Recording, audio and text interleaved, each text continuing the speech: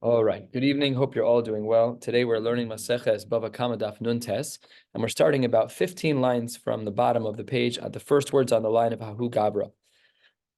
We've been discussing an interesting halachic sugya about how sometimes we don't pay exactly for the damages that we do. And the principle that we've been discussing is where sometimes instead of taking the cost of an item, let's say it's $10 when sold individually, and I damage that item with my animal, so then I would have maybe paid $10. The Gemara says, no, we look at the purchase price of 60 trees, and let's say it's $500, and then you divide by 60, and then you do the math accordingly. The number ends up being lower than the individual cost. That's what we've been discussing. And the Gemara now has a story that highlights this idea, or maybe not, as we will soon see. Ahu Gavra, there was a man that cuts kispa mechavre, who cut down a kispa. Rashi, about 15 lines or so from the bottom of the Rashi, says it's a dekel tree, mechavre. So I cut down your dekel tree. Asa lakame deresh galusa, and I wanted you wanted me to pay you back for the dekel tree that I cut down. Amar le lididi chazili. The Reish Galusa said, I saw that tree. V'tlasa talsa bekina havukaime. There are 3 trees in a row. Tree number 1, 2, and 3, and let's say I cut down your tree number 3. V'havushavu me'azuze. In total, all 3 trees cost $100, 100 zuz. So Zil, the Reish Galusa says to me, Phil was the mazik, Havle, you need to give to the person you damaged, tlasin vitlasa, 33 and a third. So what was the math that he did? 3 trees are worth 100. So therefore, each one tree is worth 33 and a third. So the Reish Galusa said you have to pay 33 and a third. So Amar, the guy said this is not correct. The mazik, said this is actually not correct. Gabe Reish Galusa the dain dina de parsa lamali. The Reish Galusa was of Persian descent apparently, and he was judging a case as it would have been adjudicated in Persia, and the rules are not exactly the same. So Asa lakame de Rav Nachman, they left the Reish Galusa and they went to Rav Nachman. Amar le, no. We don't look at the cost of the tree divided by the 3 that were paired together, tree 1, 2, and 3, and therefore, since 3 was 100, 1 is 33 and a third. Rather, we take those 3 trees and we assume that there are 57 other trees, 60, and how much would 60 of those trees cost? And then you divide by 60 to get to the cost of 1, and that's what you would have paid. So instead of paying 33 and a third, he would have paid less. Let's just say he would have paid 25. We don't know from the Gemara what the math is. So that's the upside for the mazik of paying shishim. The way to think about this is like buying, is when a store has buying power, right? I remember when we were little kids, we used to shop at New York Kosher all the time. Their store was more expensive than Jewel by far. So is every other small store, because Jewel is buying in such massive bulk. So if I'm a mazik and I damage your package of corned beef, I'm not paying you back at New York Kosher rates. I'm paying you back at Jewel rates. So it's a very similar idea that the Gemara is saying. When we pay back, do we pay back at the cost at regular market value for 1 tree? Or no, do we look at a lot of 60 units of what you damaged, then divide to get the cost of that 1 to pay back for the damages that I caused? The mazik, I want to pay back the pricing of 60 units, because it means in the end it's going to be cheaper for me. So that's why he switched from the Reish Galusa to Rav Nachman. This poses a side question that we're not going to focus on, of are you allowed to change poskim in the middle of a shaila? Because apparently he asked a shaila to the Reish Galusa. He didn't like the answer. The mazik, he's like, this doesn't make sense. I'm going to somebody else. We are not known as Jews. We are not known for shopping for psak. It's not a game. Halacha is halacha. We have a rav. We ask our shailas and we move on. Clearly, there are scenarios. Let's say you ask a Sephardic Rav, he gives you a Sephardic psak, and you're an Ashkenazi Jew. Okay, then you actually asked the wrong person. Go find an Ashkenazi Jew. But these are shilas in discussion. So the Gemara then says, fine. Amar Rava, I understand what you're saying. Rava, who was a Talmud of Rav Nachman, he said, Im Amru b'nizke mamono, Yamru b'nizke gufo. I could understand if damages took place, b'nizke mamono, if my animal caused damage, then we would use the principle of 60 units in order to get that lower price for the mazik. But Yomru b'nizke gufo, what if the person themselves does the damage? If I, not my animal, if I do the damage, what was the case we started with where I broke your tree, I cut it down, or I drove a truck into it, I ruined it, whatever the case may be. Says the Gemara, Amarle Abai l'Rava. Abai was sitting in the base medrash with Rav and says, hey, wait 1 second. B'nizke gufo my daitach. What do you actually hold by nizke gufo? Let's see. Titania, we have a brisa. Hamavkir karmo shel chavero smadar. Let's say that you, my friend, have a smadar. You have budding grapes. They're in the early stages of development, but they look like small grapes. And I am mavkir them. I ruin your grapes. So roan oso kama haisa yafe kodem lachein v'kama hi yafe la'achar mikan. I do the math and I do a math equation. What were they worth originally? What are they now worth now? And I pay the difference. And what's missing from this brisa? V'ilu b'shishim lo ktani. We see over here that 60 units is not used when we talk about a person doing damage. We just use regular math equations. Oh, this is what it was worth before. This is what it's worth now. And I pay the subtraction. I pay the difference between the two numbers, and shalom al Yisrael. And we have the same exact thing, which is a brisa that indicates that there is no shishim, that there is no 60 even by animals. So that's what Rava is going to push back on Abaye now and say, this is a longer brisa. And just so your brain is primed as we learn this brisa, what we're going to be drawing upon is the shita of the chachamim that's found in this brisa. The brisa starts 6 lines from the bottom on Nun Chesamid Beis, the Tanya. The brisa reads as follows, Kitma Natiya. Let's say that I cut down a sapling that you just planted. Rabbi Yossi Omer, Gozre Gzeresh B'Yerushalayim Omrim. Those who established Gzeresh in Yerushalayim, they said, Netiya Bas Shnasa, if the sapling is a year old, then that has a value of Shtei Kesef. Bas Shtei Shanim, if in fact the sapling is 2 years old, Arba Kesef. So basically, for year 1, it's 2 units of silver, and year 2, the sapling, if you cut it down, you have to pay for. Achla Chaziz, if my animal consumed some type of grain of yours, Rabbi Yossi Aglili Omer, and we're going to come back to this shita, Nidon b'meshuyar shebo. He said, what we do is we look at what's left over. So let's say that my animal consumed some of your grain, not all of it. I look at the grain that's left. I say, hey, what kind of quality is this grain? Oh, it's worth $2 an ounce. Okay, now I'm going to do the math. If what's left over is $2 an ounce, then I have to do the math for how much was consumed, how much was eaten. It was 2 ounces eaten, $2 an ounce. Perfect, $4. We do the math equation that way. What if it's only sold in, whatever the blocks are? Right. And you now have half a block. Does that consider that it's the whole block is gone? That's a great question. The Gemara doesn't deal with it in that way. That's a good question. I don't know the answer. But here the Gemara is assuming that there's let's assume a bale of hay, right? It's just, and the animal takes a couple of bites out. He's like, okay, I can see in the volume how much he ate. He ate 2 ounces. All right, so then I have to do the math. The Gemara doesn't deal with your question. The Rishonim might. I didn't check. So that's the shita of Rabbi Yossi Aglili, that we do this type of math equation. The Chachamim Omrim, and this is one of the shitas that we need to see now in order to continue our Gemara. The Chachamim Omrim Roan Osa kama haisa yafe v'kama hi yafe. How was it before and how much is it now? The subtraction equation that we saw earlier in the name of Rabbi Yossi. And then on the top of Nun Tesmet Aleph, we go to the next type of vegetation. We spoke about saplings. We spoke about chaziz, which is some type of straw. And now achla smadar. What about smadar? Says the Gemara, smadar is budding grapes. Here we have a machlokas as well.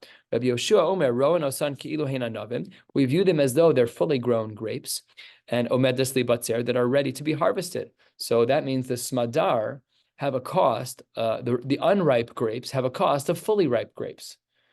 Do they make raisins out of full-size grapes, or do they make raisins out of small, unripe grapes? I have no idea. Yeah. Dad, what do you think? Do they make raisins out of full-size grapes? Probably, yeah? It's a small variety of grape to start with. Oh. It's not Why do you know that? 1 inch diameter. They're Right. small. Uh-huh. They probably shrink to, I'll take a guess, 10 or 20% of their original volume. Mm-hmm. So then those are actually, then these are different grapes, because these are grapes that are in their infancy stages. They're still underdeveloped.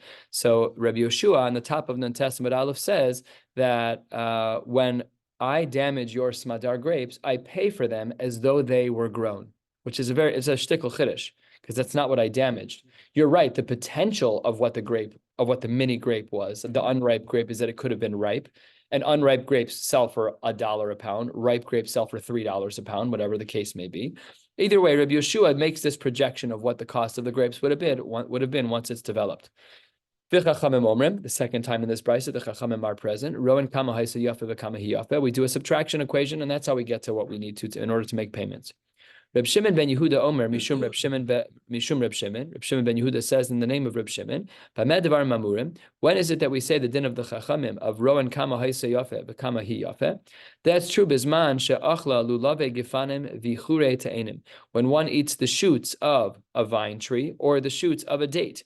Aval achla pagim o boser. If one ate early stage growth grapes or dates, Rowan Osan ki'ilu anavim omdos libatzer. We view them as though they are fully grown.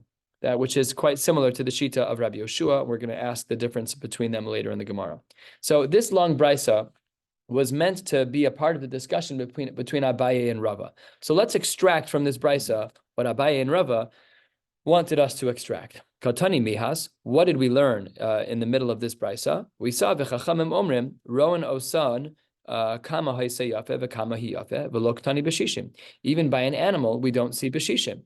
So says the Gemara, we have two brisas, one by a person that doesn't say b'shishim, and one by animals that doesn't say b'shishim. Elamai yislachon l'meimar. How then would we explain these two brisas? Because we know that by animals, we certainly have a din of shishim. The Gemara says they're all b'shishim.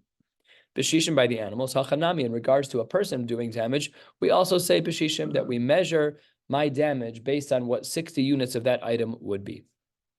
Amar Abaye, Rabbi Yossi Haglili, who we saw at the bottom of Nun Chesamid Beis in our brisa, Rabbi Shmuel, who is going to be a new shita, Amru Davar Echad.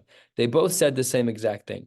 Rabbi Yossi Haglili Hade Amran, he said that Nidon b'Meshuyar Shabo.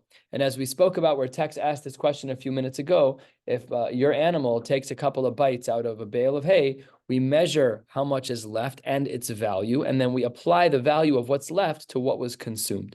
That's what he says, and that's the Shita Rabbi Yossi Haglili. And the Gemara adds, we also see this approach in Rabbi Shmuel. Rabbi Shmuel, where do we see his opinion that he's just like Rabbi Yossi Haglili? Tanya, and we're a quarter of the way down on Nun Testament Aleph. The pasuk says, "Meitav sadehu meitav karmo yishalem," that one has to pay from the best of their fields and from the best of their vineyards. Meitav sadehu shal nizak umeitav karmo shal nizak divrei Rabbi Shmuel. This we saw earlier in the Masechta on Daf Vav. We also saw it in Maseches Gittin, and the Gemara says over here that according to Rabbi Shmuel, this pasuk comes to teach us that that we measure according to the nizak, and the nizak has to pay. We have to pay the nizak what he deserves based on the nizak's field, as opposed to based on the mazik's field. Rabbi Akiva Omer, lo ba kasuv elo legabos lenizakin mina idis. It's not true. You have to only pay from idis, from the finest of properties. Vikal v'chomer lehektish. This was a line that we spent time on earlier in the Masechta, which we will not be revisiting right now.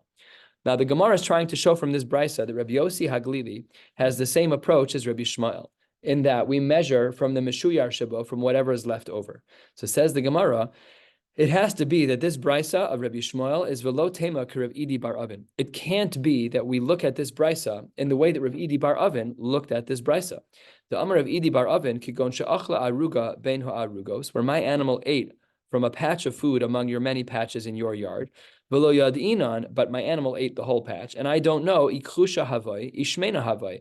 I don't know if what my animal consumed from your property is klusha, a very weak shvach type of patch, or if it was shmena, a very fatty, a very a moist, excellent cut of the property. We don't know. To Amar, there we might have argued, kum, you have to get up, shlim shmena b'meitav di ikahashta. You have to pay the equivalent of the shmena. And the Gemara says, the hachi lo amrinan. We do not do that. Namely, we don't agree with Rav Idi bar Avin's understanding of Rabbi Shmuel. My taima, why don't we agree to paying the shmena when we're unsure what my animal consumed? Because it's not fair. Hamotzi mechavero olav haraya. I could understand, says the Gemara, I could understand that I owe you money. If my animal ate a patch of your food, I definitely owe you money. But if you're unsure if my animal ate klusha or shmena, it's not fair that I should pay the shmena cost when it might be that it was a klusha. And you can't force me to do that, because that falls into the category of hamotzi mechavero alav haraya. And therefore, the Gemara says that our Rabbi Shmuel cannot be like Rav Idi bar Avin. And therefore, says the Gemara, ela b'meitav de lakame. It must be talking about the meitav that is in front of him. And that is exactly what our shita was. Remember the shita of Rabbi Yossi? Rabbi Yossi's shita was that we measure based on the food that's left over. That's exactly what Rabbi Shmuel holds in this brisa, provided that we don't hold like Rabbi Idi bar Avin's explanation of Rabbi Shmuel. Umaynihu, and what then are we measuring? Ki haich desalik, just like that which was taken, that which is left over is the one that's measured. So that's how we see that Rabbi Yossi Haglili and Rabbi Shmuel both hold that we make an assumption of cost of what was consumed based on what is left over. And halfway down, the Gemara analyzes a piece of the brisa that we just saw earlier. Amar Mar, we had seen in the brisa at the top of this page that Reb Shimon ben Yehuda Omer Mishum Reb Shimon, Bamed Dvar Mamurim, when do we say the shita of the Chachamim? The Chachamim had said on the second line of this page, Rowan Kama Haisa Yafe v'Kama Hi Yafe, the classic subtraction equation in order to see how much one is chayav in. So we had said, when is that true? When one ate only the shoots of either grapes or dates. Hasmadar, what's implied from that line of the brisa? What's implied is that if it wasn't fully grown yet, if it was only smadar, if it was only budding grapes, then we had the implication is that we would look at the smadar as though they were fully grown. That's one diuk. The problem is ema seifa, that in the seifa we don't say that. What does it say in the seifa? The seifa says, achla pagim o boser, if one ate dates or grapes in their very early development stages, hu derono san kilo anavim omdos li batzer. Only then do we assume that we assess their value as though they were fully grown. Hasmadar, but had it been budding grapes, then rono san kama hi yafe v'kama ha'isa yafe. So the Resha has a diuk that we look at the smadar as though they're fully grown. The Seifa has a diuk that we don't look at the smadar as though they're fully grown. So we're not sure, based on the implications of the Resha and the Seifa, as to how we should assess a smadar. Do we say that grapes that are just budding, are they similar to fully grown grapes because that's their potential? Or no, do we evaluate them ba'asher husham at whatever stage of growth they're at? Amar Ravina, 2/3 of the way down, 6 lines before the wide lines on Nun Testament Aleph, Ravina says, Kiroch v'tani. We actually need to just tie these two Mari Makomos together, the Resha and the Seifa, and then things will be very clear. And let's learn what that looks like. The Gemara says, Bamed Dvarim Amurim. How do we properly understand these two brisas? The Gemara says as follows. Bizman she'achla lulav v'gefanim v'yichurei te'enim. When is it true, like the Chachamim say, that we say Rowan kama haisa yafe v'kama hi yafe, the classic subtraction equation? So the Gemara says that's bizman she'achla lulav v'gefanim v'yichurei te'enim, when you only eat the shoots.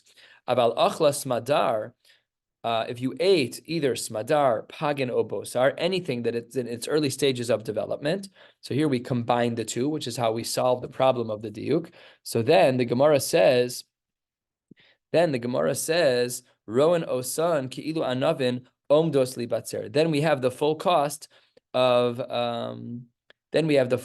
the item, even though it's in a smadar stage. That's how much we would charge. Ihachi, says the Gemara, if this is true, and this is a bit of a nuanced question to develop, but the Gemara says in very short words, Reb Shimon ben Yehuda, Hainu Rabbi Yoshua. It therefore seems to be that Rabbi Yoshua, whose name we saw earlier, is very similar to the Shita of Reb Shimon ben Yehuda. So the Gemara responds, there's a difference between them. What is the difference between Reb Shimon ben Yehuda and Rabbi Yoshua? Ikabeinahu kechash gufna. If there is a weakening of the guf, what does this mean? Take a look at Rashi. Rashi is a little bit more than halfway down. Dibur hamaschil kechash gufna. Rashi says, lenakos minat tashlumin, that we have to reduce from the cost of what I owe you, masha yakrishu ha'anavim bigifanim im yamdu sham ad habatzir, shetamid yonkin lachlu chagefen. This is fascinating. So the Gemara says that they both seem to agree about smadar, that if you have a grape that's in its early phases of growth, and I damage those, so my halachic obligation is to pay you back the cost of those things as though they were fully grown. The difference between Rabbi Yoshua and Reb Shimon ben Yehuda is whether or not we lower the total payout when we think about how much the vines themselves will shrivel over the course of time, because the grapes are constantly being yonik, they're constantly drawing lichluch, they're constantly drawing moisture from the vine. The vines wither over the course of time, and therefore the Gemara says that's the difference between them. However, the Gemara says on the last line, "V'lo mesaime," but we don't know if Rabbi Shimon ben Yehuda holds of Chash Kufna or Rabbi Yoshua holds of Chash Kufna. We're not sure which one. Abaye argues and says, "Look, I agree to the difference between them is Chash Kufna, but I disagree that we don't know who's who. We know exactly who's who. Abai Amar, Mesaime u'Mesaime. We absolutely know who's who. Man Tana dechayish lekrash kufna. Who is the Tana that is concerned about the shriveling of the vines? Because between today, when it's smadar, the vines are robust and rich and moist. But by the time it's going to be fully ripe, the vines are going to be shriveled and hardened wood and won't have a lot of water left. Who's concerned about that? Reb Shimon ben Yehuda. And where do we see this? In a completely different Mari Makom. The Gemara says on the first of the long lines, the Tanya, Reb Shimon ben Yehuda Omer Mishum Reb Shimon ben Menasya, Ones Eino Mishalem Es Hatzar. If a man were to violate a woman, he's not obligated to pay the tsar that she undergoes. He's obligated to pay her for the violation, but he's not obligated to pay her for the pain of tashmish hamita. Why? Because that's inevitable in her life. Says the Gemara, because mipnei shesofa litzar tachas baila. Because when she gets married, she would have had to go through the process of tashmish hamita that would cause for dam besulam. Because she's going to go through that process anyways down the road, you can't bill for that now. That's an experience that she would have had one way or the other. So if a man violates a woman, he has to pay 50 shkalim, whatever the amount of payment is. But he doesn't have the punishment of tsar, the physical tsar, because the physical tsar would have been replicated. Boshes, yes. Ripui, all the other things, yes, just not tsar, because that tsar would have happened down the road. What if the tsar wouldn't have happened down the road? The khash gufna, then he would have been accountable. That's how we see Reb Shimon ben Yehuda holds of khash gufna. Amrulo, the Chachamim said back to Reb Shimon ben Yehuda, I totally disagree, because they felt that fundamentally, tashmish hamita as an ones, when a woman is violated, is more painful than tashmish hamita biratzon. And that's what the Gemara's distinction is here now, 3 lines down, into the wide lines. Amrulo, eino doma niv elis biratzon, l'niv elis ba'ones. There's no comparison. Someone who is violated, that's not biratzon. It's not benachas. It's not. There's nothing mutual here. It's painful. Masha'en kein tashmish hamita, when it's biratzon, is a whole different ballgame. So therefore, you can't compare. The Chachamim completely argue with the shita of Reb Shimon ben Yehuda. Nevertheless, we do see that Reb Shimon ben Yehuda is concerned about the shita of chash kufna. The Gemara says, Amar Abaye, Hani Tanoi, we have other Tanoim, Reb Shimon ben Yehuda Amru Davar Echad, who all say the same thing, that they're concerned about chash kufna. They're concerned when they make their financial calculations of what I owe to reduce any witherings or any secondary issues that may come about. How so? Reb Shimon ben Yehuda Hada Amran was the case of the violation, where he held that you don't pay for the tsar because she was going to experience that same tsar by her husband. The Chachamim argued, but that was a shita of Reb Shimon ben Yehuda. And Hani Tanoi Maihi. Who are the other Tanaim who agree with Reb Shimon ben Yehuda? The Gemara says, the Tanya, we have a brisa. Reb Yossi Omer Nechi Chaya. He says we reduce the cost of a chaya. This is talking about a case where a woman gave birth. Ben Azai Omer Nechi Mizonos. No, we're talking about Mizonos. Manda Amar Nechi Chaya. According to the one who says we reduce the cost of a chaya, Kol shekei nechi mizonos. All the more so, he would say that we reduce mizonos. Umanda amar nechi mizonos aval nechi chaya lo. That perhaps we wouldn't say that a woman would have anyways delivered a baby at a later point, because the amar le, there are some women out there like this. I've met them as a moel. It's a didi pekichahi. My wife is a rock. Velomi boyachaya. She doesn't need anyone to help her give birth. Like the women who give birth without taking an epidural. Au natural, total pain like Chava. So there are people like that. They don't want midwives. They want to do it the way that the Lord intended. You're going to have a hard time having kids. There are people like that. So maybe she would never have to pay for a chaya. So maybe they don't agree with the svaras of one another. And therefore, these Tanaim, they do agree that there is kichash kufna, but the question is, how do we do the math? Okay. Let's talk about psak. How do we paskin in a lot of these sugyas? Rav Papa v'Rav Huna b'Reid Rav Yoshua Avud Uvda Kavased Rav Nachman b'Shishim. They paskin that we do utilize shishim. That when I cause damage, then I have to look at what I damaged when it's being sold in units of 60 and then divide accordingly. Lishnachrina. There's another version of this. Rav Papa v'Rav Huna b'Reid Rav Yoshua Shamu Dikla Agav Ketina Da'ara. They had a little bit of a different opinion that they would assess the dikla agav ktina de'ara as it relates to something that got damaged based on the ground, and it's a local assessment and not shishim. We paskin like them in regards to dikla de'arma, an Aramean type of dekel. The Reish Galusa, the Reish Galusa, remember who we started with today, who said that the trees were 33 and a third. We don't look at 60 units. We just look at the units themselves. The Dikla Parsa, the halachos are different with a Persian tree. Those were much more expensive. So there we didn't want to change the pricing too much. And we stuck to whatever we saw in front of us, which is the three that were planted together. Last two words on the page. The Gemara says, Eliezer Ze'ira, the small Eliezer. Havasayim misane ukme. He was wearing black shoes, Rashi says, minhag avelim. Today, many of us wear black shoes. My Shabbos shoes are always black. So the Gemara says that that's a siman of avelus for Yerushalayim. Little did I know. When you buy shoes from Nordstrom's and they're black, they're dress shoes. And they're leather. These are not minhag avelim, what we're wearing. They had a shoe. They had a particular shoe that was black back in the day that was kind of like Ki'ilu Crocs during Shiva would have been the equivalent, that kind of a thing where you can't wear leather. The koi b'shuka de Narda. He was out in public in the shuk in Narda. Ashkechuhu de Bei Reish Galusa.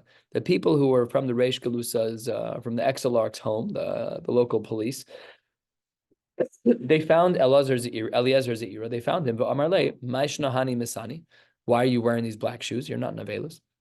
Amarlu de Kame Avilna Yerushalayim. My heart is broken for Yerushalayim. We all feel like that all day, every day right now. Everybody feels that way.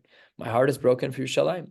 Amrulay, they said to him, At chashivas le'isabule Yerushalayim. You're so chashiv that you can publicly display your affection for Yerushalayim. Savra yuarahava. They thought he was being a Baal Gaiva. So they arrested him. Asiyuha v'chavshua. They brought him in and they imprisoned him. So says the Gemara. Amar lahu, Eliezer says to them, Gavra Rabba Anna, you should know that I'm a pretty learned person. I'm not stam a guy. I'm a big rabbi. So they said, Amrulay, Mino Yadinan. How are we supposed to know if you're a big rabbi? You have to take a bechina. So Amar lahu, he said, well, O atun ba'u minay milsa. Either you can ask me a question, O ana ibai minaychu milsa, or I can ask you a question, whichever you prefer. But I can show you that I'm not stam a yid. I'm a rav, and I'm allowed to wear these black shoes, and you've imprisoned me incorrectly. Amrulay boyat. They said to him, you ask a question.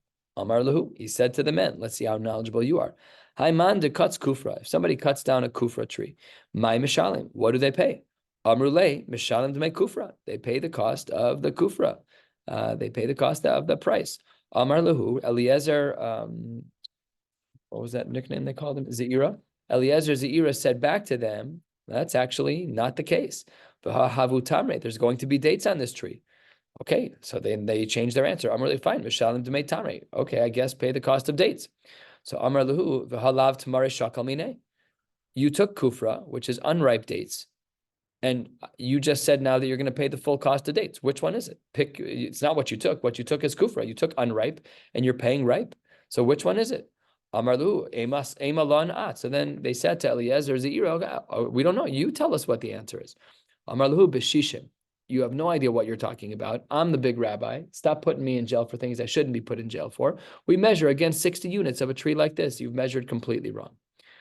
Amrulei man amar kavasach. Who says like you? So amar lahu hashmuel chai. Shmuel was still alive. Ubeistino kayam. Go ask him and find out what happened. Shadru kame to Shmuel. They sent the shaila to Shmuel. This would be the verification that the person that they've imprisoned was wrongfully imprisoned, and so much so that this actually happened. Amar lahu, second of the wide lines, and we'll be stopping at the Mishnah closer to the bottom of the page.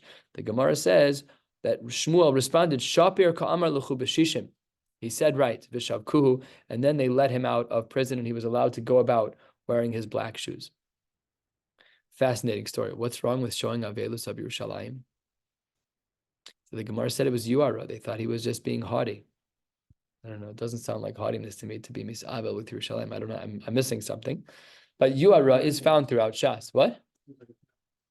That's for sure true. And they were much closer to the Churban than we were. When was this? This was 200 years after the Churban Beis HaMikdash. They knew people.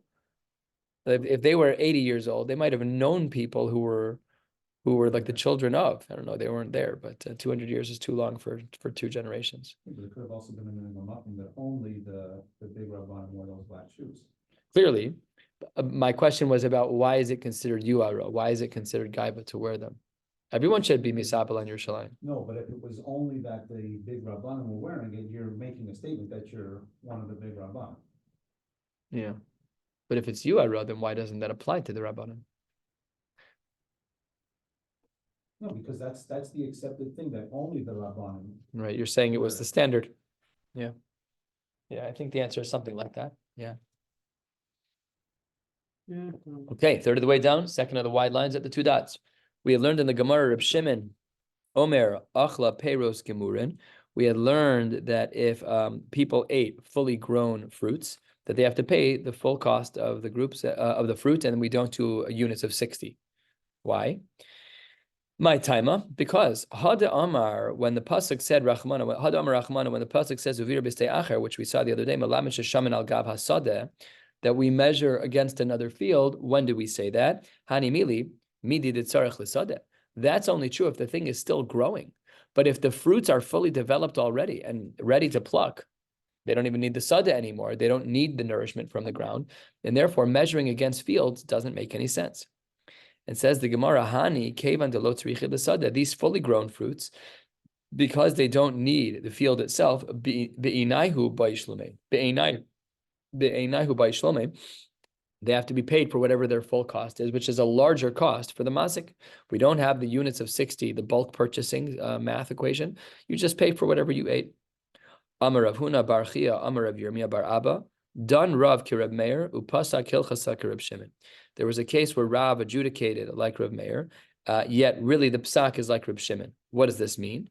So says the Gemara halfway down, Dan Rav Kireb Meir. When did Rav hold like Rav Meir? The Gemara says, Titania, Kasav l'rishon v'lo chasmalo. In regards to a woman's ksuba, we know that a woman always has rights to her husband's properties as lien for her ksuba. If her husband sells his properties that were to be a lien for her ksuba, she's allowed to go to those people and say, here's my ksuba, too bad, you have to give me back what my ex-husband sold to you. So if he sold two pieces of property, that's the case in our brisa, kasav l'rishon v'lo chasmalo.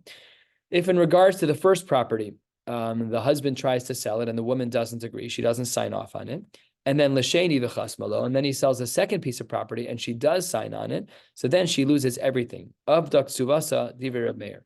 Why does she lose her ksuba? Because after she let the first property stay alive, when she said about the second one, I'm willing to give it up, now she signed away everything because she had what to take in the second property. But now that you've given away the second property, it's megala that you clearly don't care for the money in your ksuba. That's shitas Rav Meir. Rav Yehuda Omer, Yechola Hisha Tomar, she could argue that that's not true. Atem malachem alai. I was just being pleasant, but lamaisa, I still, of course, deserve my ksuba. And what was the case where Rav was pasak ki Reb Shimon, upasak ilchasa ki Reb Shimon? Where does Rav hold like Reb Shimon? Ki had, it's not like the Mishnah. The Mishnah says, Reb Shimon Omer, achla peiros gemurin mishalemesh peiros gemurin, that if a person eats fully grown fruit, he has to pay the cost of fully grown fruit. Im sa'asa, im sa'asayim, sa'asayim. Whatever the units are, they are, and we don't divide by 60 full units because that only applies where something is still being nourished from the ground. A new Mishnah, 2/3 of the way down, we'll stop in 6 or 7 lines at the next Mishnah. Hamagdish pesoch tzedei chavero shelo birshus. Let's say I make a gadish, I make a pile of fruit in your yard, but without your permission. And then ve'achlasan behemto shel ba'al hasadeh. And then your animal who lives in that field started to eat from my pile of food. Pater, you, the Baal Hasadeh, who owns an animal, you're pater because you never gave me permission to be there. Your animal is consuming food that's normal for him to consume because he's an animal, and you never gave me permission, so you're not chayiv. I lose out. If damages took place, Baal Hagadish chayiv. If your animal got hurt on my fruit, then I, the Baal Hagadish, I have to pay for that because again, I basically put a bore in your rishus.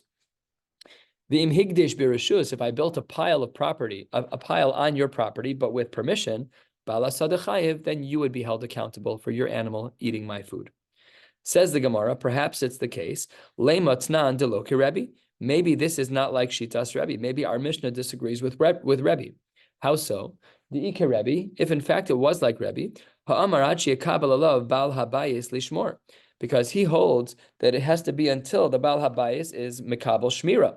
Amar Papa, not necessarily true. Hacha ben notar be dari askinan. We're dealing with a middleman whose job it was to watch over the field, and the middleman says, "Sure, you can put this in this other person's property. I take achrayas." To kevan to Amar le ayel v'gadush, since he says, "Go and please put this in the field," ayel v'inter lahu, that the other guy will watch it. This middleman took responsibility, and therefore it is not a kasha on the Gemara about Rebbe, and perhaps it could even be according to Rebbe. Should we just learn one more piece? Let's stop here because it'll be a cleaner start for tomorrow night. We'll stop right here at the Mishnah, 7 or 8 lines from the bottom of Nun Testament base. Wishing you all a beautiful night.